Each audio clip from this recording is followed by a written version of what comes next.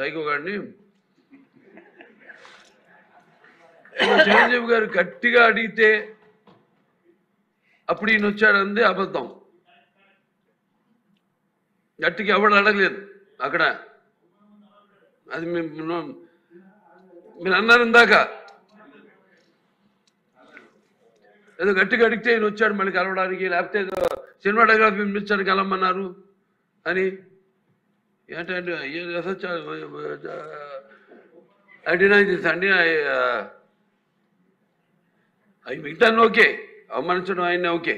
ఏదో ఆయన పెద్ద గట్టిగా చెప్తే ఆయన దిగి వచ్చాడంట కలవడానికి, లేకపోతే సినిమాటోగ్రఫీ మినిస్టర్ని కలవమన్నాడంట. మనం కూడా నాకు ఇన్విటేషన్ వచ్చింది ఇక్కడ ఫిల్మ్ డెవలప్మెంట్ ఒక లిస్ట్ తయారు చేయమని. నాది 9వ పేరు వేశారు. అది ఎవరో ఈయన నేను అడిగాను కూడా, దుర్గేష్ గారిని కూడా అడిగాను, గౌరవ సినిమాటోగ్రఫీ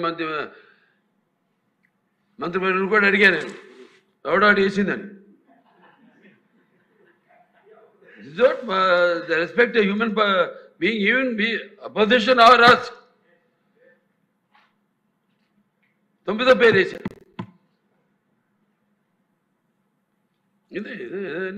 అదేదో గట్టిగా ఎవడు అడిగాడు, గట్టిగా అడిగితే పంపించారు లోపలికి, వచ్చాడు ఈడు కలవడానికి.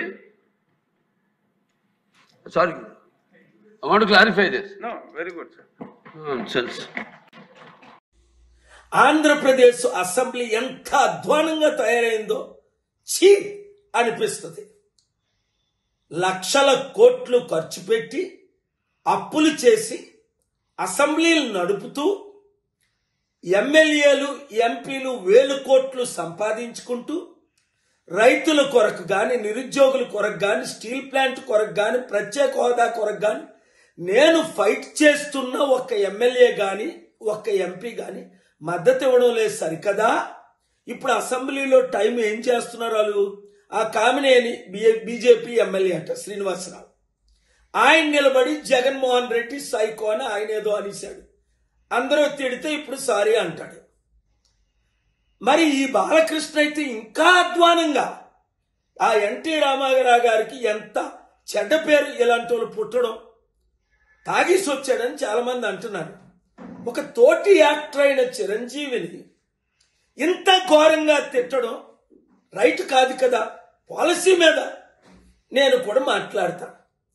ఇప్పుడు పవన్ కళ్యాణ్కి జ్వరం వచ్చేసింది అది దెబ్బకి. మరి నిజంగా జ్వరం వచ్చిందో ఈ తట్టుకోలేక తప్పించుకున్నాడు. ఎందుకంటే చంద్రబాబు నాయుడు కొరకు రోడ్ల మీద పడుకొని ఒక్క ఓటు చేల్చకూడదు, జగనే నా శత్రు అంటే అన్నయ్యని తగట్టు పెడతా, ఒక అన్నయ్యకి ఎమ్మెల్సీ తీసుకుంటా, ఒక మంత్రి పదవి తీసుకుంటా.